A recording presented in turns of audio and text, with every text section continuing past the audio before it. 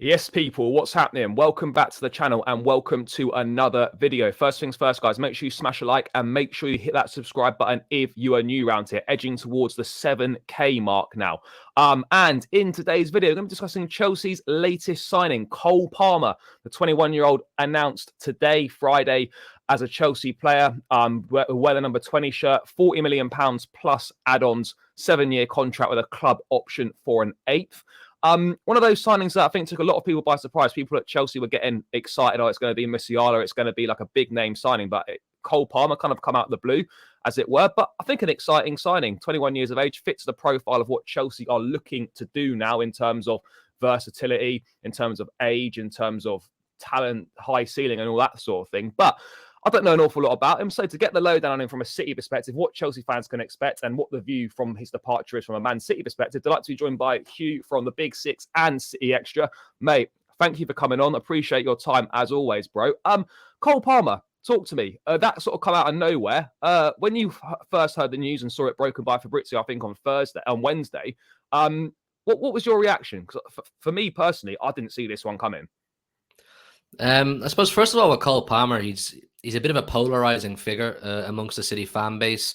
I mean, some City fans, they kind of wrote him off very quickly off the back of last season, and then some of us, like myself, are actually big fans of him because I watched Cole Palmer growing up through the youth ranks a lot. I keep an eye on the youth team because it's really interesting to see what talents are coming up. Like you see, the under-21 England squad was announced today, and we've got something like 10 or 11 academy graduates in that team. So you can always be pretty confident there's a few exciting players coming through, and he was one of them. He was definitely one of them that we kept an eye on him. James McAtee, your Fodens and even Sancho's and these kind of players as well. He's one that caught the eye, but he's polarizing because the thing with Cole Palmer is, I suppose, just to give you an idea of what kind of a player you're getting, is he's not the traditional Pep ideal player, if that makes sense. Pep loves a versatile player, someone he can piece around in his jigsaw whatever way he wants. Cole Palmer is one of these players that, unfortunately, to get the best out of him, in my opinion, you have to play him in his natural habitat where he's most comfortable, and that is on the right wing. I know you have a few right wingers, and so do we, but to get the best out of him, that's where you have to play him.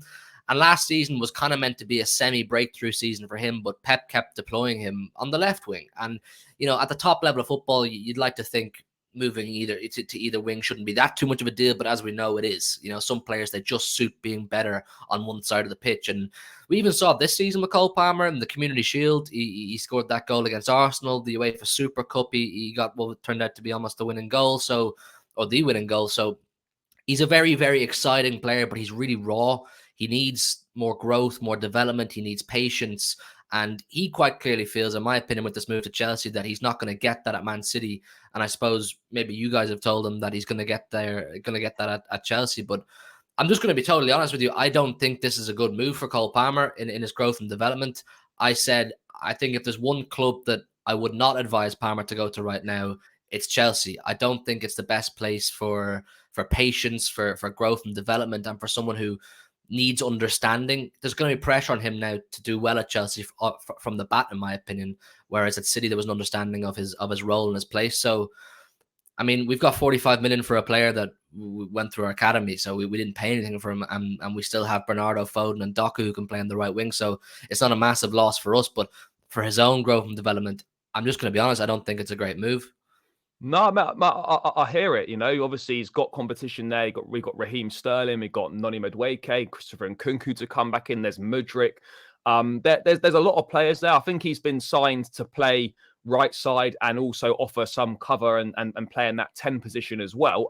Before we get into what we can expect from him at Chelsea, what was the consensus been amongst the City fans that you've kind of interacted with and you've spoken to? Like, what's the feeling on Cole Palmer leaving? You like, it's good money for him. I mean, is there a sense of disappointment, or is it one that you think, you know what, we've got plenty of cover there? Would have been nice if he stayed, but it's not really the end of the world.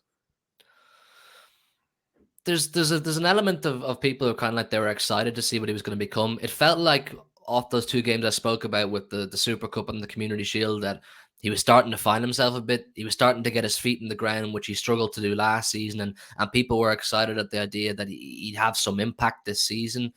But at the same time, it was one of those ones where we just brought in Jeremy Doku. There's going to be more expectation on Jeremy Doku because of the price we paid for him. He's a different type of player. Cole Palmer, he's quite similar to the players we have. He's good at ball retaining, but he does like to take risks as well.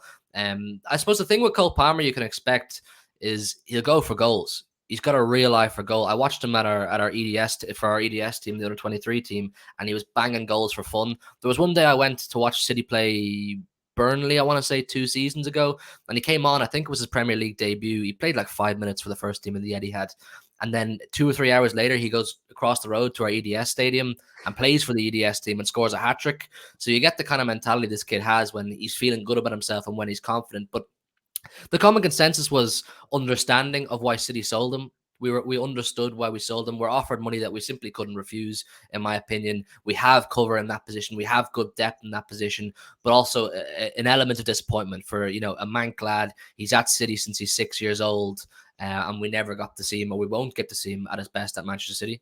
I mean, in terms of just talent that's come through the academy, obviously we got one of your boys in Romeo Lavia, who started at City and went to Southampton and subsequently come to us. Obviously, Cole Palmer, another one.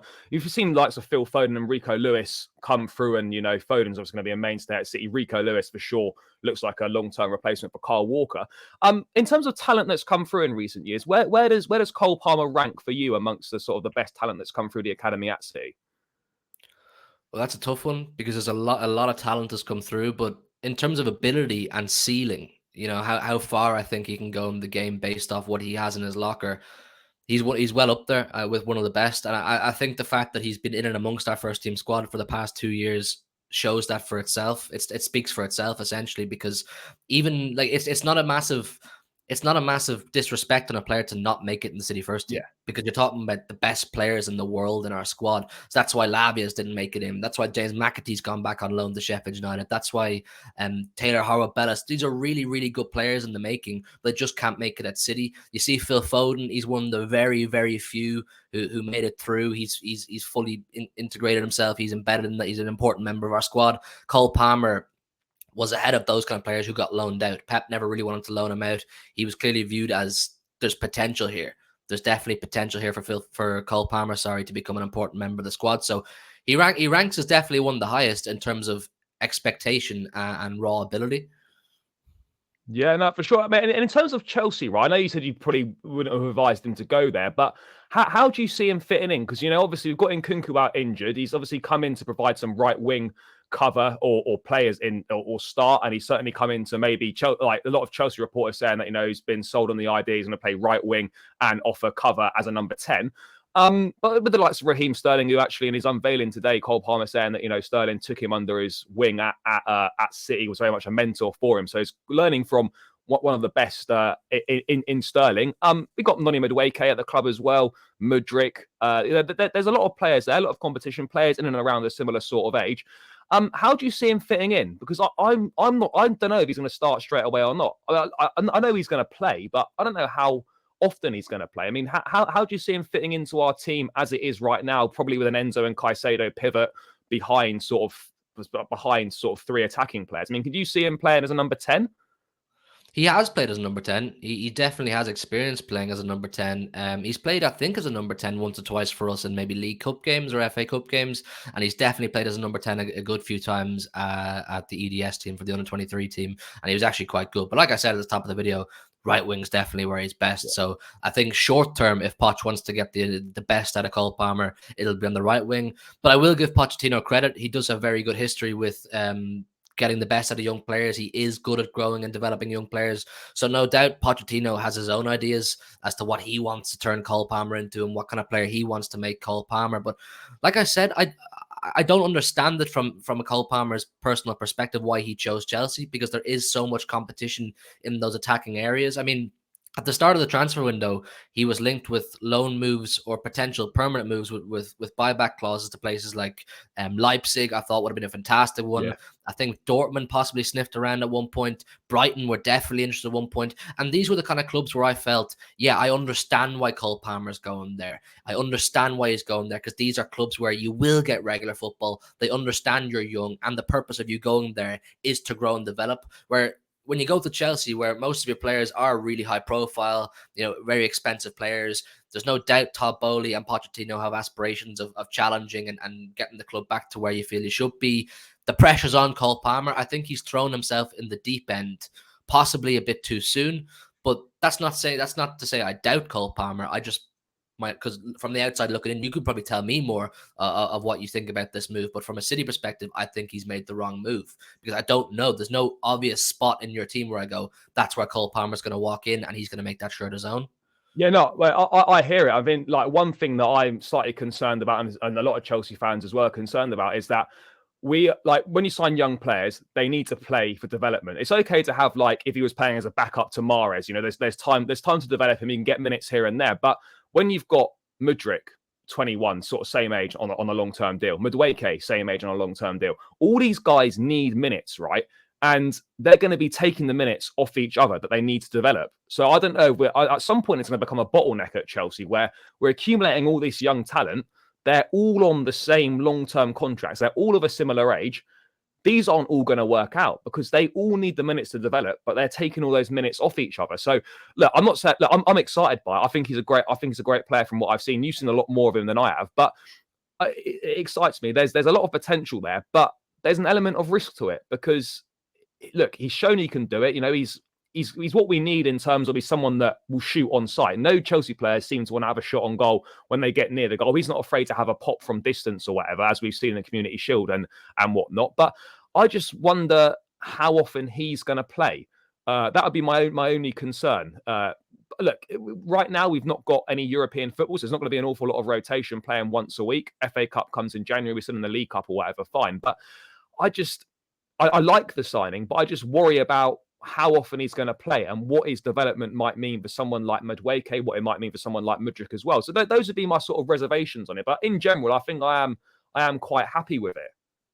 Well, you know what? With a player like Cole Palmer, the thing is, like I said, I don't think he's ready for that pressure yet. I don't think he's his final product. But what you can be excited about Cole Palmer with, if you can get the best out of him and his progress goes according to plan, is exactly what you said. You'll have a player who is really hungry for goals. As a wing, for a winger, he's actually uniquely hungry for goals, and it almost frustrated me at times because the young players who get the most opportunities and impress Pep the most at City are the ones who don't try too hard. They're the ones who just do the basics, do what they're told, keep the ball moving, and don't try to stand out. But Cole Palmer, whenever he came on, he was always trying to take on players, always shooting on sight, clearly really eager to score goals and impress, almost overly eager. And it might have been to his detriment. That might have been why Pep never gave him even more opportunities because he wasn't doing what he was being told. But if Poch can get that side out of him, I mean, in my opinion, I don't think Chelsea have many bagsmen right now. They don't have many players who you can look at and go, yeah, he's going to get us goals. Or in a tough situation where you need a goal, you can look at him and go, he can pull that out of the bag. If you can get Cole Palmer to his best, feeling confident, and you give him the license to be that semi-risk taker, that shoot on sight kind of player, you could really, really have a top player in your hands. You really, really could. And City fans will tell you that as well. So it's just a matter of what Poch can get out of Cole Palmer. How much time is he going to give him? How patient is Cole Palmer with the Chelsea project? I've no doubt that Cole Palmer knows what he's walking into. He knows he's walking into a stacked team. A lot of players, a lot of personalities, like you said, all demanding minutes as much as possible. So it's a personal challenge for him. It's a personal challenge for him, and it's a challenge for Poch to get the best out of Palmer. No, absolutely, man. I'm excited for him. There's not many better managers to learn from as a young player and to develop than Pochettino. We've seen his record with developing youngsters. So, of course, I'm excited to see how it goes. But, yeah, there's an element of risk. But, no, I'm excited. I think there's a good player there. So, only time will tell how good he's going to be for Chelsea. Hopefully, he makes his debut this weekend against Nottingham Forest. Would be nice to see. But, yeah, mate, thank you so much for your time. It's massively appreciated. I think there's a lot for Chelsea fans to look forward to in regards to Cole Palmer. But, bro, if people don't know where to find you, what you're doing, all that sort of thing, where is the best place for them to go? You'll catch me every day talking everything City, match previews, transfer news, getting fans on, guests on. We'll have to get you on when we're playing Chelsea for a preview and all that kind of thing, bro. So hopefully we can look forward to that. But yeah, City Extra, we're on the road to 100K, I believe, at the moment. So any of your support, massively appreciated. And I'll share this on the City Extra community tab for our viewers to see as well. So thank you for having me on, by the way, as well, bro. Nah, pleasure, bro. Guys, make sure you check out City Extra. It'll be tagged in the title in the description. Click on it. Go and show the guys some love. But yeah, guys, Chelsea, lots to look forward to with Cole Palmer. But until then, guys, make sure you smash a like, subscribe to the channel, and I'll catch you again in another video soon.